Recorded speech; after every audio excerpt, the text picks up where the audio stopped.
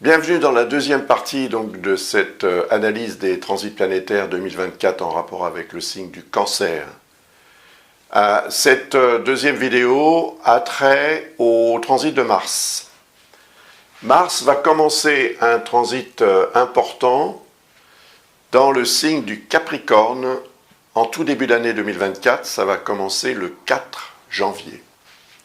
Donc le 4 janvier, Mars passe en Capricorne. Bien. Alors, évidemment, le Capricorne est opposé au Cancer. Ce qui veut dire que pendant cette période, qui va durer environ 6 semaines, ça va durer jusqu'au 13 février, Mars va avoir une influence importante parce qu'il va réveiller en vous une énergie que vous aurez peut-être à certains moments un peu de mal à contrôler. Le signe qui est en face, le vôtre, c'est le 7e. Le vôtre étant le premier ou votre ascendant. Ici 2, 3, comme j'avais fait pour la première vidéo. Je mets tous les numéros de signes parce que ça correspond au secteur. Donc ici, on est dans le secteur, le 7e secteur, ou maison 7. Qui représente le rapport à l'autre ou aux autres.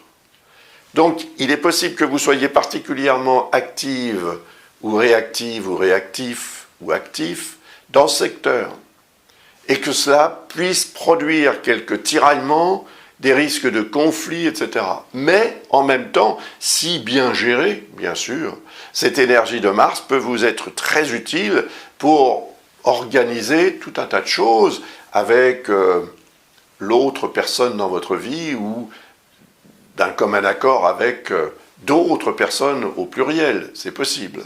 Il y a une notion d'augmentation de la volonté et de la capacité aussi à collaborer avec les autres, l'autre ou les autres. Mais une intensité qui peut parfois devenir un petit peu compliquée. Cela dit, Mars a un rapport avec le signe du Bélier, qui est le 10e à partir du vôtre, et automatiquement, ça peut indiquer aussi une période au cours de laquelle vous allez organiser peut-être un projet en groupe ou en couple. Un projet important qui pourrait se réaliser lorsque Mars transitera en Bélier. On verra ça tout à l'heure, quand il va transiter dans le signe du Bélier. Mais avant de transiter en Bélier, il va transiter en Verseau, en Poisson. Et quand il va arriver en Verseau, donc le 13 février, il va immédiatement se mettre en lien avec Pluton, vous voyez, qui est ici, dont je vous ai parlé dans la première partie de cette vidéo. Et la conjonction avec Pluton donc, va se produire le 16 février, voyez. Donc quasiment immédiatement dès que Mars entre en Verseau, il a cet effet de conjonction avec Pluton. Et Mars, quand il entre en contact comme ça avec un astre lent, il déclenche l'énergie de cet astre. Donc le déclenchement plutonien, c'est la notion de destruction en vue d'une remise en question sur de nouvelles bases. Or, ici, ce signe du Verseau forme ce qu'on appelle un quinconce, j'en ai parlé aussi dans la première partie de cette vidéo, avec le signe du Cancer. Donc il peut y avoir là une espèce de cafouillage, ce jour-là. C'est-à-dire que vous pourriez effectivement avoir une réaction qui ne serait pas la meilleure et qui pourrait donner un résultat qui sera peut-être pas forcément contraire, mais en tous les cas, pas vraiment ce que vous auriez souhaité obtenir. Mais ça peut devenir de vous dans le sens où il y aurait cette notion d'hésitation. En manque de certitude ou bien une tendance à ne pas être à l'heure à un rendez-vous avec quelqu'un ou un rendez-vous avec la vie, avec votre destin. Donc attention parce que ce jour-là, vous pourriez avoir tendance aussi à vouloir faire le forcing, prendre une décision qui serait peut-être un petit peu trop radicale, mais qui n'aurait pas tout de suite à prendre effet. C'est-à-dire que vous prenez la décision, mais il ne se passe rien. Ou pas encore. Vous vous dites, ok, je vais le faire. Mais pas tout de suite. la semaine prochaine ou le mois prochain. Il peut être trop tard. Donc ça indique aussi que ce jour-là, le 16, mais ça va commencer le 13 et ça continuera d'avoir un effet pendant, à mon avis, encore une petite semaine après, eh bien, soyez dans le, comment dirais-je, dans le mouvement. Il y a quelque chose qui va bouger, qui doit changer. Il faut prendre une décision ou il faut prendre position. Et c'est de votre positionnement que dépendra le résultat que vous obtiendrez.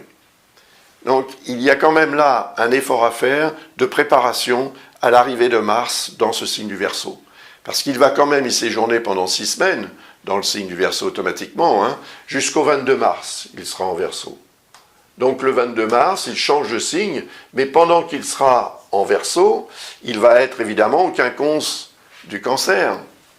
Donc il indique quand même une période au cours de laquelle vous aurez tendance à ne pas être vraiment calé sur ce qu'il y a à faire au moment où il y a à le faire. C'est une sorte effectivement de décalage qui est représenté par ce transit. Et comme le signe du Verseau, c'est quand même un signe qui représente aussi les rapports qu'on a avec la société en général, ça peut devenir un petit peu, comment dirais-je, discutable, c'est-à-dire que ce que vous obtiendrez ne sera pas forcément aussi intéressant et que vous vous sentirez moins efficace d'une façon générale. Alors bon, dramatisons pas non plus, hein. Lorsque le transit va changer de signe pour passer en Poisson, eh ben, ça va changer effectivement.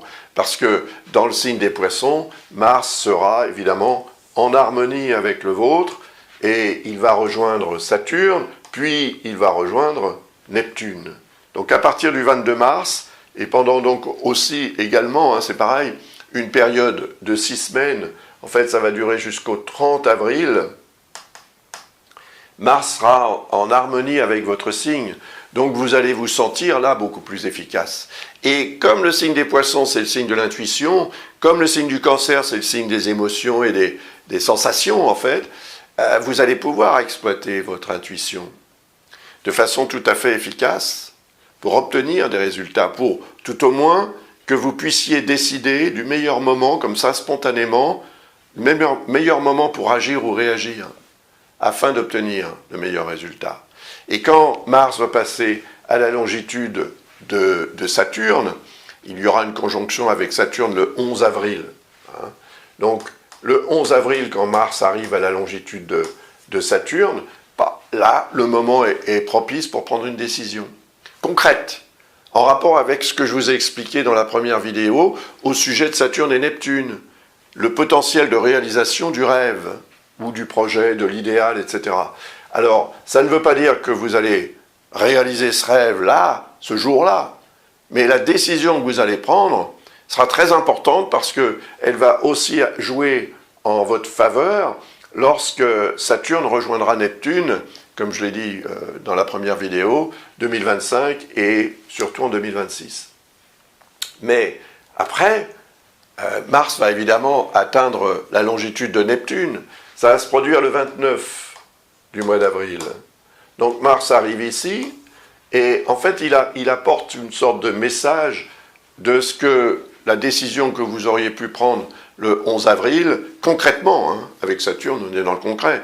Voilà, c'est ce qu'il faut que je fasse pour réaliser mon rêve. Eh bien, lorsque Mars arrive à la longitude de Neptune, Neptune prend la température, en fait. Et ça veut dire que votre inspiration, à ce moment-là, peut déboucher sur quelque chose de concret, grâce à ce que vous aurez décidé le 11 avril. Donc il y aura un lien entre le 11 avril et le 29 du mois d'avril, parce qu'ensuite Mars va transiter en Bélier. Donc son énergie va encore changer par rapport à votre signe ou votre ascendant. Et il va arriver à la longitude du nœud lunaire nord, bien sûr, et ensuite à la longitude de Chiron. Pendant qu'il sera dans ce signe ici, il sera dans le 10e secteur. Donc ce que je vous ai dit à propos des nœuds lunaires peut avoir un sens pendant cette période. À partir du 30 avril jusqu'au 9 juin, il va avoir un effet puissant sur votre volonté et peut-être votre capacité à imposer ce que vous désirez et à vous imposer aussi peut-être par rapport à la hiérarchie ou à l'autorité en faisant preuve vous-même d'une certaine autorité. Mais attention quand même, parce que ça peut être un petit peu trop intense. Dans le sens où Mars sera dans son signe en Bélier, c'est le lieu de la guerre quand même, hein, donc il va vous rendre plus guerrière ou guerrier, et il sera en dissonance évidemment avec votre signe, comme on l'a vu dans la première vidéo. Donc prudence malgré tout, tempérance, mais action. Travaillez pour ce que vous voulez réaliser, parce que lorsque Mars va atteindre le nœud lunaire nord le 18 mai, ça va se produire le 18 mai, eh bien, là, vous pourrez prendre aussi une décision. C'est ce que Mars permet, hein. Il est représentatif de la capacité qu'on a à prendre des décisions et à agir ou réagir pour s'imposer, hein. C'est musclé même parfois. Et ça peut l'être d'ailleurs pendant ce transit en Bélier.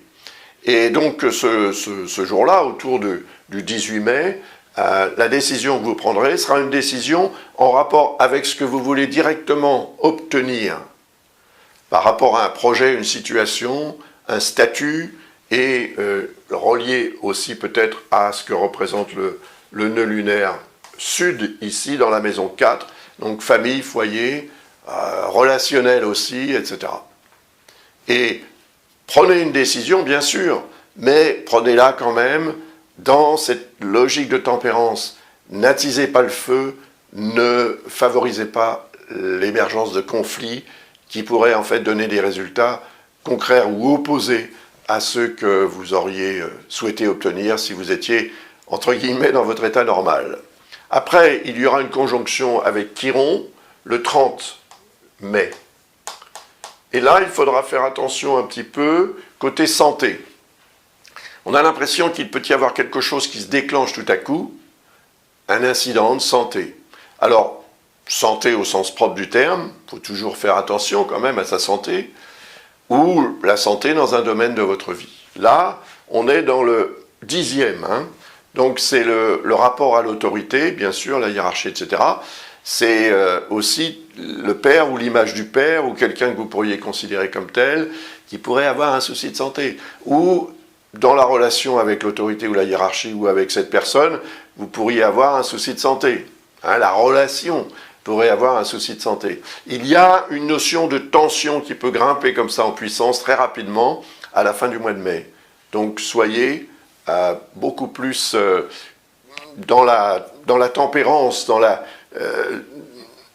oui, peut-être il faudra faire preuve de patience et de compassion aussi à l'égard de qui que ce soit, et aussi à l'égard de la situation dans laquelle vous serez. Ne vous énervez pas inutilement, ça peut avoir un effet négatif sur votre état de santé général, et surtout aussi sur l'état de santé de vos affaires. Mais après, Mars change de signe, c'est ça qui est formidable avec ce genre de transit, ça dure quand même assez peu. Mars va passer donc en Taureau le 9 juin, hein. C'est un transit en Taureau qui va durer jusqu'au 20 juillet. Et quand il sera en Taureau, il va rejoindre Uranus, hein, qui se trouve ici en Taureau. En Taureau, il sera en harmonie avec votre signe, signe terre, signe d'eau, comme je l'ai expliqué précédemment dans la première vidéo. Et quand Mars passe dans un signe qui est en harmonie avec le vôtre, ou votre ascendant, il augmente votre capacité d'action efficace. Donc vous vous sentirez certainement beaucoup plus efficace pendant cette période. Et quand Mars va rejoindre Uranus, et ça va se produire le 16 juillet, là encore, quelque chose peut se produire en rapport avec ce que représente Uranus, c'est-à-dire le changement. Ce que vous voulez changer de façon positive dans votre vie, avec une connotation importante sur le plan social, parce qu'on est là dans le 11e signe, 11e secteur, eh bien, pourra être changé. La décision que vous allez prendre aura de très très importantes répercussions quand Mars passera dans votre signe. Et avant de passer dans votre signe, évidemment, il va passer en Gémeaux, où il va rejoindre Jupiter. Donc il sera en Gémeaux à partir du 20 juillet jusqu'au 4 septembre. Et il va rejoindre Jupiter. Donc il y aura évidemment ce qu'on appelle une conjonction avec Jupiter le 14 août. Donc notez ces dates, c'est très intéressant et important. Je vous ai expliqué tout à l'heure que Jupiter, dans la première vidéo, transitant le signe des Gémeaux, permettait d'envisager la préparation de quelque chose de très important, d'une phase d'évolution majeure qui se vérifiera lorsque Jupiter transitera en Cancer.